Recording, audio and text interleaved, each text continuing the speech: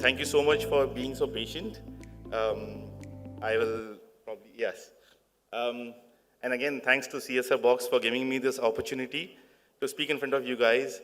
I just wanted to give a small heads up as to what Tata Trust is doing towards the renewable energy interventions. Can I have the next slide, please?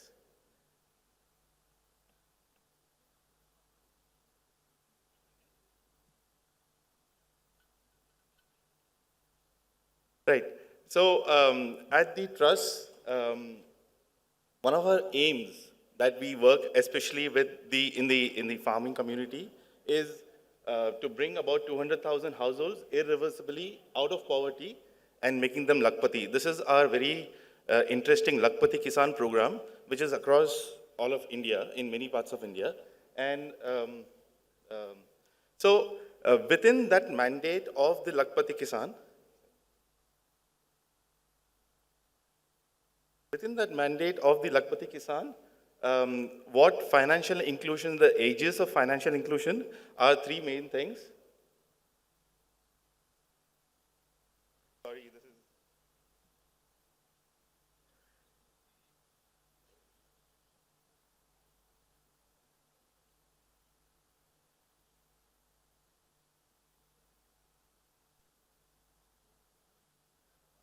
Right. So again, what we do is we try to get the universal access for formal sector credit and insurance, sustainable impact, because we work mainly with the SHGs and FPOs and federations. It helps us rather go to a larger group of community rather than being just at the individual level, and also promote financial and digital literacy through the same ages. So what we also do is that when we try to get the smallholder farmers out and irreversibly, we have to layer them with a lot of activities such that they can generate income across various activities. So this slide basically just shows you what are the different layers that we try to do.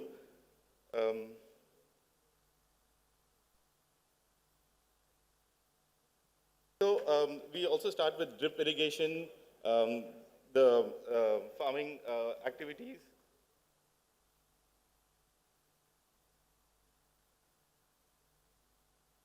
Yeah, so we try to cultivate more than 50-60% of the same area with the similar amount of water.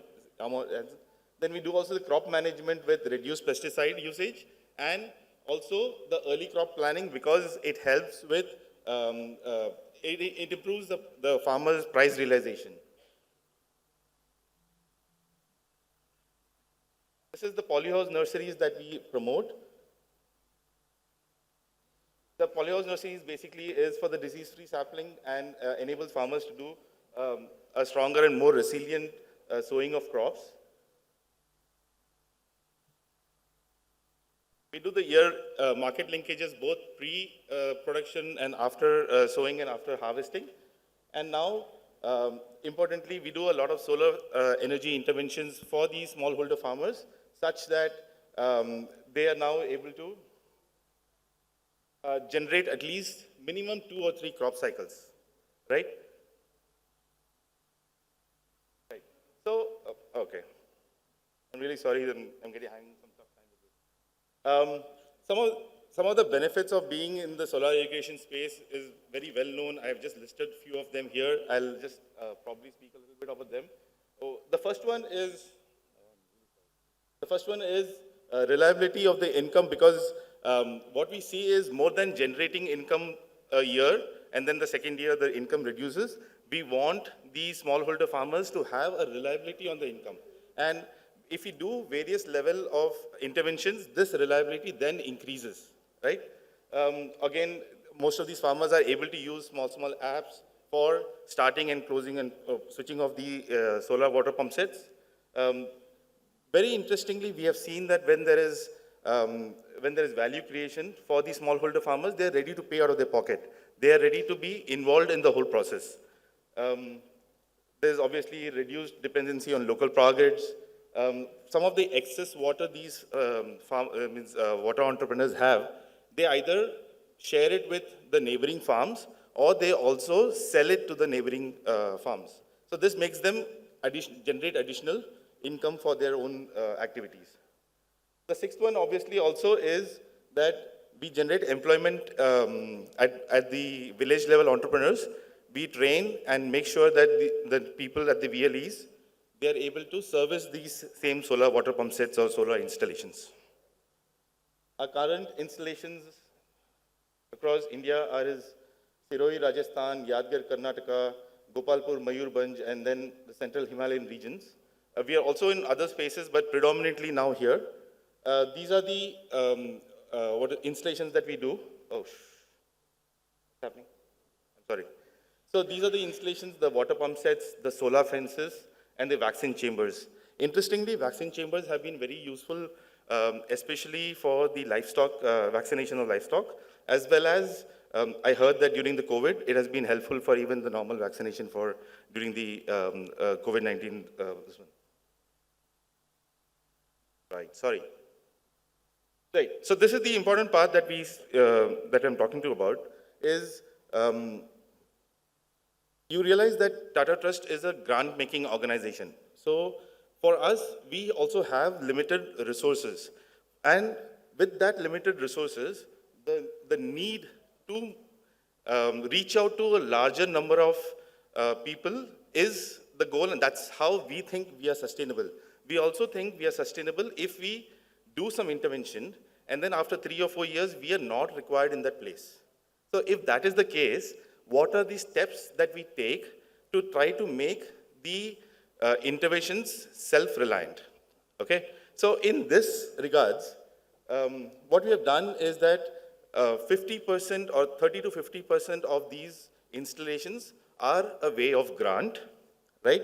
And the remaining 50%, maybe 30 to 50%, depending on the place and situation, we ask the farmers, or we don't ask, we help the farmers, smallholder farmers, to take a loan. And these loans, we try to get from public sector banks. Now, why is this important here? Because obviously, public sector banks are ubiquitous, their reach is great, and their rates of interest is one of the lowest in the industry. For our interventions, we have realized that the likes of SBIs, Banks of India, and the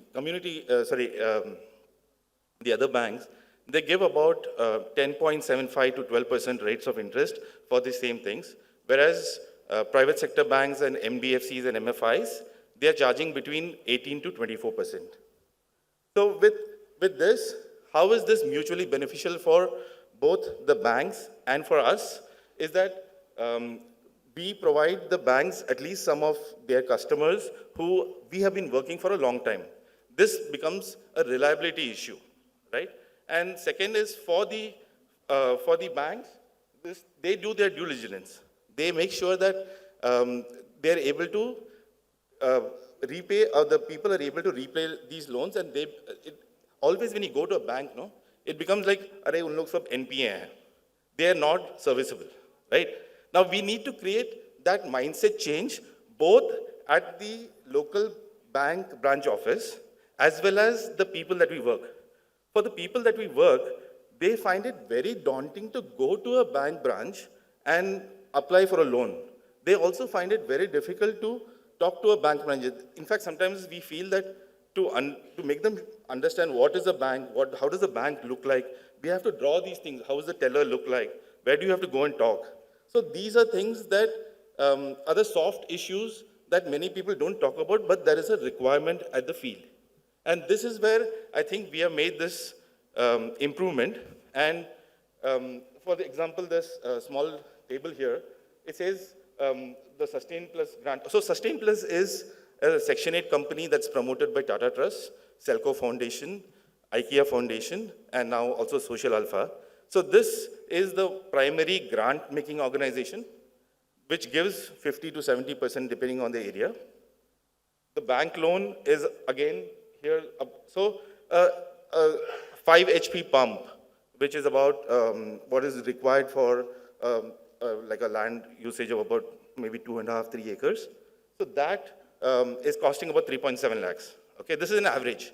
And so out of this, 1.7 is paid by the grant, 1.7 is the bank loan, 30,000 is the farmer's contribution or the money that he puts in as down payment. And the total investment, including pipes for all of that, is this 3.7.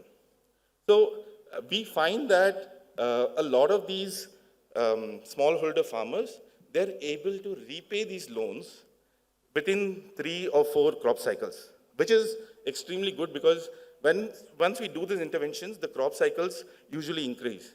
The tenure of these loans are 5 years, right? And it's not just anecdotal that it's just one farmer who has done this or 2 farmers have done this. We have come across a lot of people because of the income generation and the ability to repay has increased, right? So this is where we see that the farmers, the smallholder community, they have skin in the game. And this also helps us to expand for the same amount of resources to go to a larger number of people. So this is why.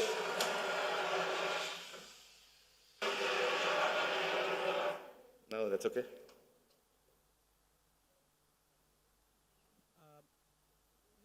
I'm okay? Thank you. Right. So this is where we feel that some of our interventions are helping in this way, and this is obviously a new area, a new sector that we are also exploring. We are learning a lot. I'm not saying that we have done great work, but what we have done is helpful, and we are hoping that more grant-making organizations also get and help these farmers or the smallholder farmers to start having their skin in the game. It's not always beneficial or ideal to only just keep giving money or what to say, just do grants, because at some point in time, we need people to get involved, right?